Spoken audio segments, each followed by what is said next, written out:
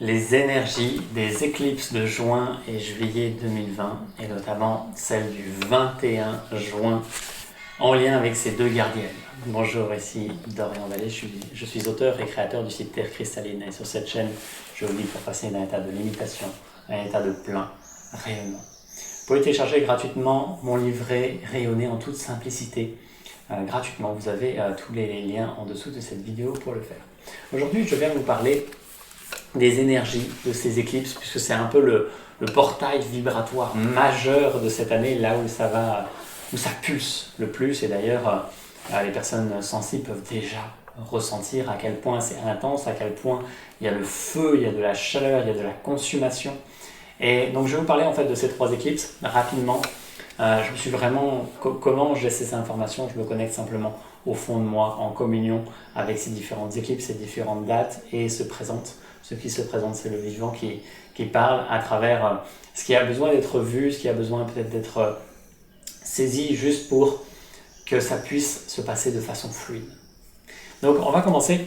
Donc le point majeur, c'est le 21 juin avec l'éclipse solaire, mais ça commence le 5 juin avec une première éclipse de lune. Et en fait, elle est vraiment préparatrice. C'est vraiment un moment de préparation qui permet d'accueillir le point culminant du 21 juin. Et il y a vraiment une mise à jour du corps qui se fait, donc vous pouvez sentir que peut-être ça bouge dans le corps, ça bouge au niveau du système nerveux, le système nerveux qui vient se mettre à jour, ça bouge dans les cellules et la mémoire cellulaire, donc il peut y avoir des nettoyages assez intenses. Vous pouvez faire des rêves particuliers qui sont peut-être des moments assez désagréables d'une façon générale, parce que c'est une préparation, ça doit se mettre à jour pour pouvoir soutenir les énergies intenses qui sont en préparation.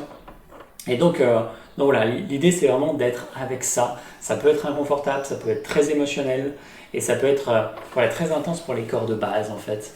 Et donc juste être là, en prendre soin. Peut-être que si vous avez l'élan de faire un jeûne de 3 jours à l'eau par exemple, ça peut être extraordinaire pour soutenir ça. Mais d'une façon générale, voilà, prendre soin du corps physique, énergétique, de ses pensées, de ses émotions, et de façon à ce que cette préparation se fasse de façon fluide. Et donc ensuite, c'est le 21 juin. Donc le 21 juin, donc je prends bien les dates françaises. Si vous êtes de l'autre côté, si vous êtes par exemple au Canada, ça sera certainement le 20 juin. Et donc le 21 juin, il y a à la fois le solstice d'été et cette éclipse solaire qui est vraiment le point culminant. Et c'est la sensation qui se vit à ce moment-là, c'est la fournaise divine. En fait. C'est vraiment une étape de consommation. Donc il y a deux grandes étapes. Il y a vraiment une première phase de chaleur intense et de consommation que vous pouvez déjà ressentir dans votre corps. Ça fait plusieurs jours que j'ai extrêmement chaud, j'ai du mal à supporter le soleil par exemple, alors que d'habitude j'adore la chaleur. Donc il y a vraiment quelque chose d'intense qui vient se concentrer dans les différents corps et qui vient consumer.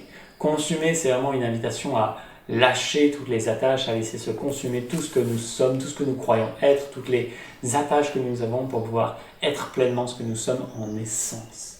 Et c'est ça qui pousse derrière. Donc il y a une vibration très christique associée à cette éclipse. Et derrière, il y a un amour inconditionnel qui est là. Et en fait, l'amour peut prendre différentes teintes en fonction de d'où il émane. Et il peut être consumatoire, donc c'est vraiment une œuvre d'amour qui vient consumer avec ce feu. Et il peut être extrêmement puissant, lumineux. Et c'est ça qui se déploie derrière. C'est cet amour puissant, cette lumière omniprésente, omniconsciente, qui imprègne tout et qui juste surgit de cet espace où tout a été consumé. Donc ça vient brûler tout ce qui n'a plus sa raison d'être, tout ce qui limite votre pleine expression pour ce plein rayonnement. Donc évidemment, il y a la puissance du soleil avec, c'est le moment de l'année où il y a le plus d'énergie, donc il y a cette éclipse solaire en plus qui vient en rajouter une très grosse couche. Et la sensation ici, c'est comme si tout se concentrait, toute cette énergie venait se concentrer en un point. Et que ce point n'avait ni centre ni circonférence. Et donc il est hors espace-temps. Donc inconcevable pour le mental, inconcevable pour la personne séparée. Et donc l'invitation, c'est juste de se permettre de goûter à ce non-espace, à ce non-temps, là où il y a cette puissance prodigieuse qui cherche simplement à reprendre sa place naturelle. Et il n'y a que ça de toute éternité. Et ça demande juste à reprendre toute sa place dans le cœur de l'homme ou dans l'expression de l'être humain. J'ai ressenti également une vibration très galactique, comme si ça permettait d'un coup de se connecter à toutes nos origines, c'est vraiment quelque chose de... Tout est condensé en un point qui contient tout, et ce tout est absolument partout. Il y a tout ça qui se reconnecte et qui recommunie ensemble. Donc voilà un peu tous les potentiels de cette éclipse solaire. Et entendez que c'est intense dans l'énergie, dans le feu, c'est beaucoup de feu. Ça peut vous demander aussi d'être proche de l'eau pour fluidifier ça, pour ne pas...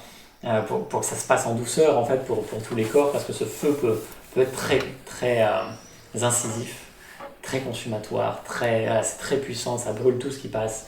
Et donc, voilà, prenez soin de tout ce qu'il peut y avoir en soutien de ça, en fait. Et ensuite, il y a une nouvelle éclipse lunaire. Donc, souvent, en fait, les éclipses solaires majeures sont entourées de 2 éclipses lunaires et qui servent un peu le rôle de gardienne. Donc, il y en a une qui a ce rôle de préparation et l'autre, le 5 juillet, ça va être plutôt un rôle d'intégration. Et ça va être une énergie beaucoup plus douce. C'est après la tempête, on va dire, des semaines d'avant, c'est quelque chose de doux qui nous amène à l'intégration, qui nous amène à l'introspection. Et c'est comme un baume, en fait, qui serait passé sur tous les corps, sur le cœur, et de façon à ce que on puisse se déposer, intégrer ça en douceur. Et certainement que le mois de juillet va être dans une vibration relativement douce et tranquille, contrairement au mois de juin, qui va être intense. Alors, je dis pas forcément intense dans l'action, là c'est à vous, c'est votre quotidien, et il dépend de ce qu'il y a à faire, grosso modo, dans votre quotidien.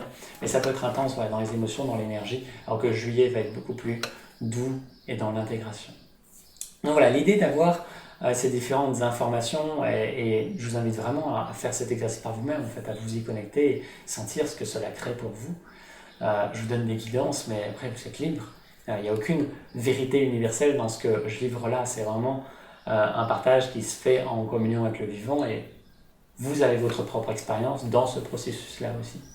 Et donc le fait de savoir grosso modo les grandes lignes va vous permettre de passer ce passage plus facilement, de façon plus sereine.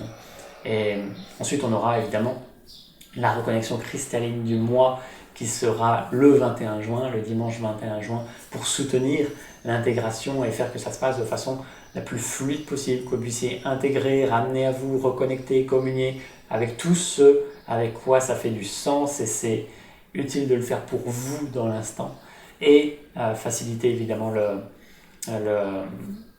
le processus de libération et d'expansion. Voilà un petit peu les grandes lignes, et encore une fois, voilà, prenez soin de vous, prenez soin des différents corps, prenez du temps pour vous y connecter aussi par vous-même, pour que ça fasse vraiment sens par rapport à ce que vous êtes aujourd'hui et là où vous en êtes.